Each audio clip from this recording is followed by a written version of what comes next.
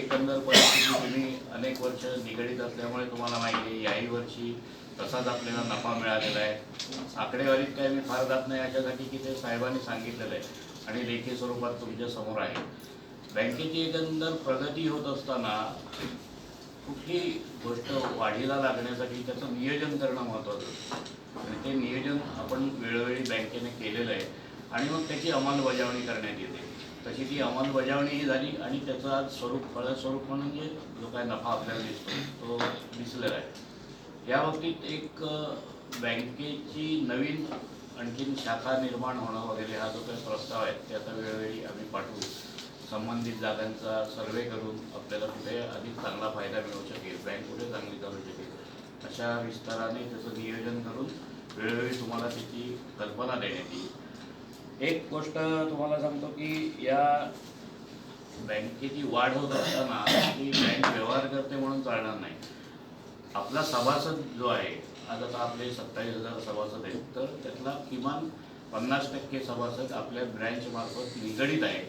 कर्जदार स्वरूपात असू दे, ठेवीदार स्वरूपात असू दे, इतर काही कामकाज असू दे, तो बँकेशी निगडीत असल्यामुळेच आपण हे व्यवहार करू शकतो एवढं आपण लक्षात घेतलं पाहिजे. त्यामुळे सभासद, हितचिंतक आणि भागधारक हे आपलं बँकेचं मोलाचं आहे असं मी मानतो आणि त्यांना आपण सर्व्हिस देणं हे आपलं काम आहे, प्रथम कर्तव्य असं मला वाटतं. त्या दृष्टीने आपण अर्बन बँक म्हणून जी काय नावारूपाला आली किंवा जिल्ह्याभरात किंवा महाराष्ट्रभर असं आपण म्हणतो, कारण वेळोवेळी अहिरे साहेबांना काही बँकांचे फोन येत असतात, सीईओचे, चेअरमनचे, की तुमचं एवढं नाव झालं आहे, बँक इतकी चांगली चालते, मग आम्हाला तुमचं कामकाज पाहिजे किंवा तुमचं मार्गदर्शन पाहिजे. याचं कारणच असं आहे की आपण नीटनेटकेपणानं आणि नियोजनपणानं वागलो तर आपल्याला भविष्यात येणारी कुठलीही संकटं भेडसावू शकत नाही.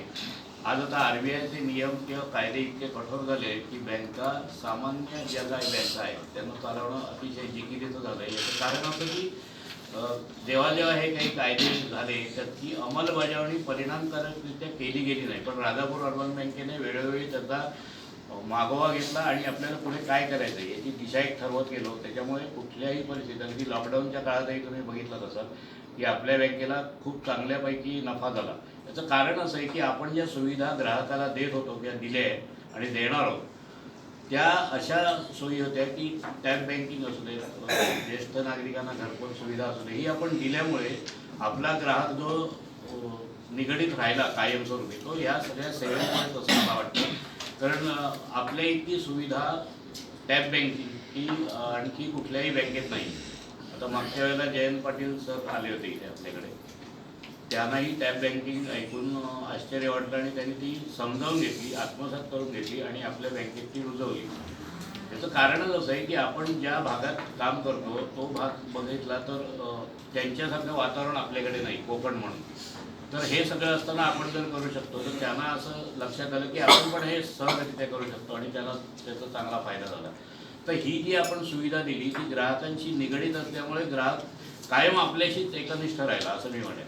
अन्य बँकातनं ती कुठेही सुविधा नाही. त्याच्यामुळे जास्तीत जास्त राजापूर अर्बन बँकेमार्फतच व्यवहार करावे असं लोकांना जाणवू लागलं आणि तसे ते झाले आणि त्याचाच फायदा आपल्याला आपल्या नफा क्षमतेवर झाला आणि आपला नफा कायम राहिला अशासाठी की काही प्रमाणात कमी अधिक झाला. पण कोविड काळ असताना अनेक बँका, सहकारी बँका आज खूप काही कमावलेलं असतानाही तोट्यात गेल्या. त्याचं कारण असं आहे की नियोजन नव्हतं असं पण नाही मी म्हणणार, काही गोष्टी आणखी त्याला कारणीभूत होतील. पण आपल्याकडे संकटाची चाहूल घेणं किंवा संकट येणार नाहीच ते टाळता यावं याच्यासाठी जी काय प्रयोगशीलता असते किंवा जे काय पाऊल टाकायला पाहिजे ते आपण वेळोवेळी त्या क्षणी घेतलं. त्याच्यामुळे आजचे प्रसंग असे आनंदाचे आपल्या बँकेच्या सभासदांसाठी आणि भागधारकांसाठी असं मला वाटतं.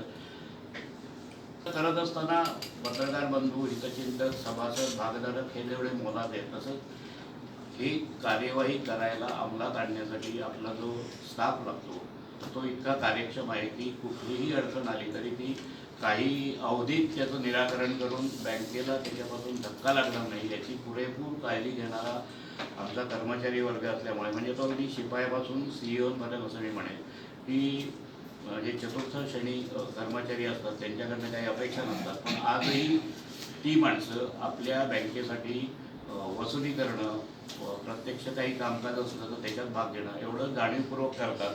नवीन शिकण्याची त्यांच्याकडे उर्मी असल्यामुळे हे प्रसंग लाभदायक बँकेसाठी याच्यासाठी आहेत की भविष्यात येणाऱ्या अडचणींना आपण कशा प्रकारे सामोरं जायला पाहिजे याची थोडीशी जाणीव त्यांना प्रत्येक ठिकाणी असते. त्याच्यामुळे हे होतं. त्याच्यामुळे कर्मचाऱ्यांचा सहभाग मोलाचा आहे असं मला वाटतं. याचं कारण असं आहे की अंमलबजावणी करणं हे त्यांचं काम आहे, धोरणं आखणं हे संचालक मंडळाचं काम आहे. तरी पण त्याच्यात कुठे ढिलाई राहता नाही याचं सर्वस्वी भान असल्यामुळेच आजचे प्रसंग आनंदाचे आपल्या समोर येतात, दिसतात आणि ते तुम्ही अनुभवता. त्याच्यामुळे येणारा काळ हा अडचणींचा असेलही नसेलही, पण आहे याच पद्धतीने कार्यशैली ठेवली तर बँकेला भविष्यात कुठलीही अडचण येणार नाही.